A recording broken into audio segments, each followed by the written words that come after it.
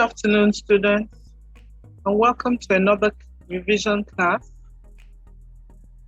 for GSS English. Today we'll be looking at chapter 9 of our textbook, and our topic is Academic Communication 3, Building Effective Sentence. The lecturer for today is Mrs. Jane Owen. We'll start off by looking at what a sentence is.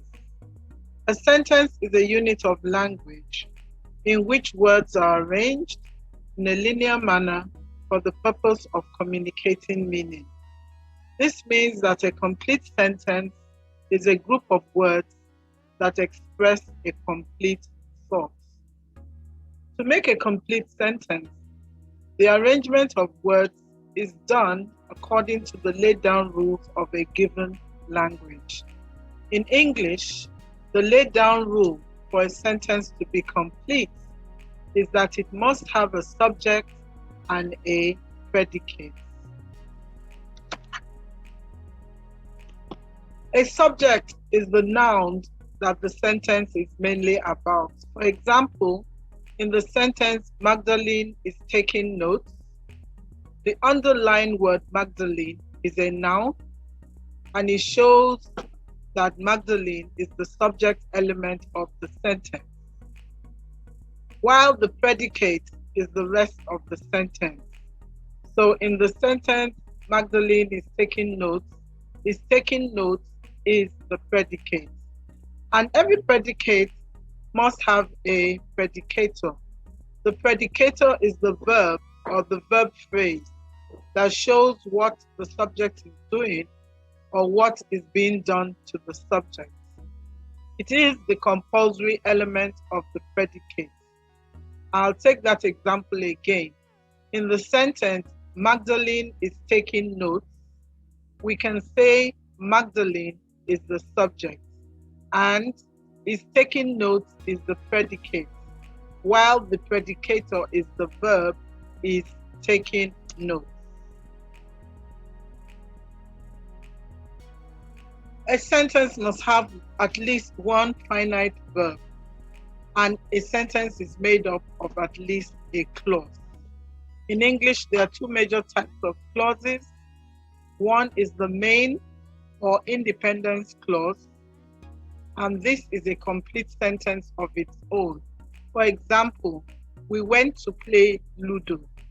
We went to play Ludo is a complete sentence. It expresses a complete thought, and it is an independent clause.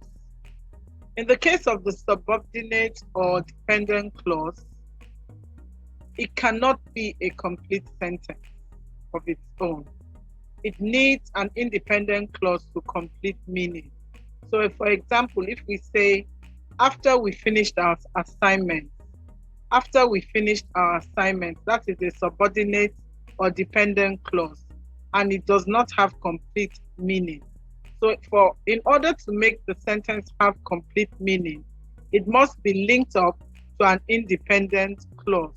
So we can say the right sentence would read, after we finished our assignment, we went to play Ludo. We're going to look at the sentence type. Sentences can be classified according to their structure or according to their function. Let's start off by looking at sentences that are classified according to structure. Under this, we have 5 different types. The first is the simple sentence. The second is the compound sentence. The third is the complex sentence. The fourth is the compound complex sentence. And the fifth is the multiple sentence. We'll start off by looking at the simple sentence. The simple sentences contain one independent clause. That is, it is a sentence that makes complete thought. For example, Gari and Afang is my favorite meal. That is one independent clause and it makes complete thought. Another example is Nkoyo is wearing a blue dress. The third example is Basi is a good boy. In the case of the compound sentence, we have two independent clauses being joined together by a conjunction. This conjunction could be the word and or the word but, and they form a compound sentence. So in two independent clauses are joined together by a conjunction to form a compound sentence.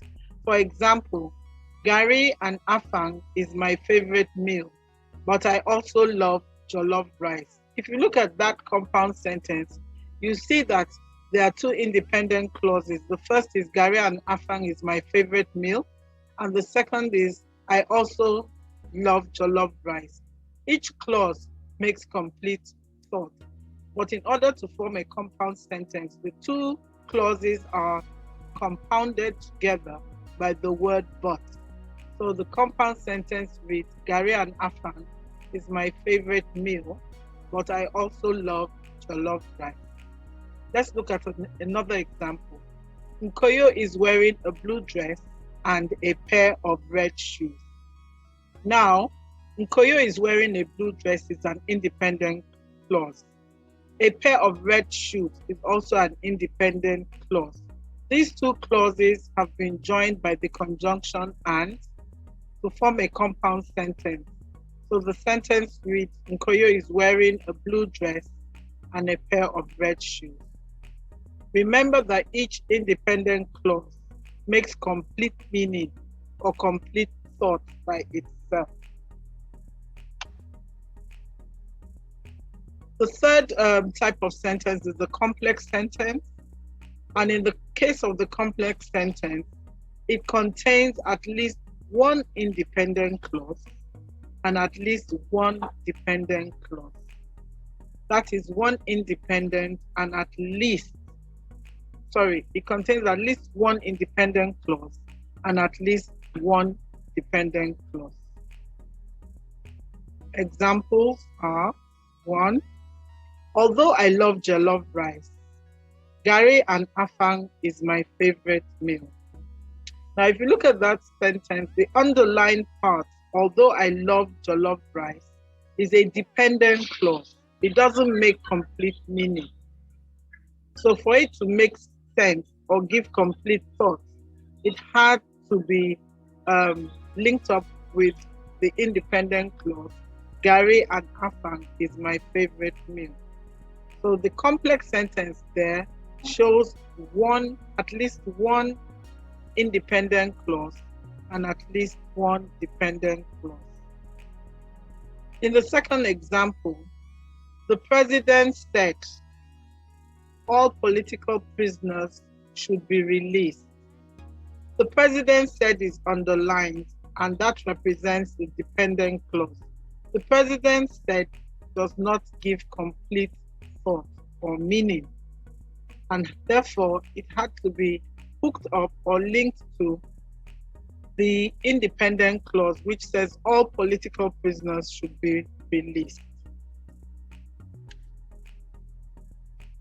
Let's look at the compound complex sentence. In a compound complex sentence, like the word says, it has the characteristics of both the compound sentence and the complex sentence. That means that it contains at least two independent clauses and at least one dependent clause. The compound complex sentence contains at least two independent clauses and at least one dependent clause. Let's look at some examples. The first sentence reads, will you bring a cake for the party that we are having, and can you invite Paul? Now, in this sentence, will you bring a cake is an independent clause. It makes complete thought. Can you invite Paul is also an independent clause because it makes complete thought.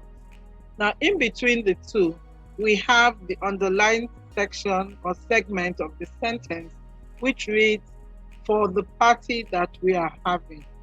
If somebody says for the party we are having to you, I'm sure you wonder and you should know that that sentence is not complete. So that is the dependent part, the dependent clause. And for it to make meaning, it has to be linked to the independent clause. So in this case, remember we said the compound complex sentence contains at least two independent clauses, which I have identified, and at least one dependent clause, which I have also identified. Now let's look at the second sentence. The second sentence says, after the long lockdown, school reopened and I was excited to see my lecturers and friends. After the long lockdown is underlined and it represents the dependent clause, because after the long lockdown does not complete a thought. So it's linked to two other independent clauses, which are school reopened. That is a complete thought. And I was excited to see my lecturers and friends. Now, school reopened and I was excited to see my lecturers and friends is the compound part of the sentence. And they are both independent clauses. The after the lockdown is the dependent clause. And when put together, it forms a compound complex sentence because it has two independent clauses and at least one dependent clause.